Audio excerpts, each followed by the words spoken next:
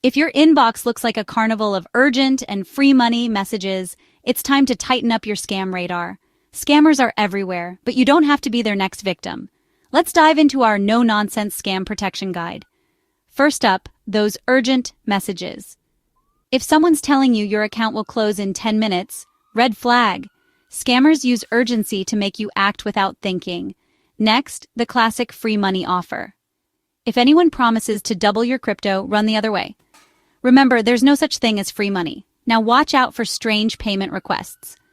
If someone asks you to pay with gift cards, wire transfers, or crypto, that's a huge red flag. Legitimate companies don't operate this way. And finally, beware of callers who need your password.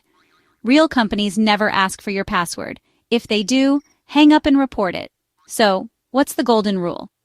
If it feels weird, it's probably a scam. Trust your gut and stay safe. Thanks for watching, and remember to share these tips with friends and family.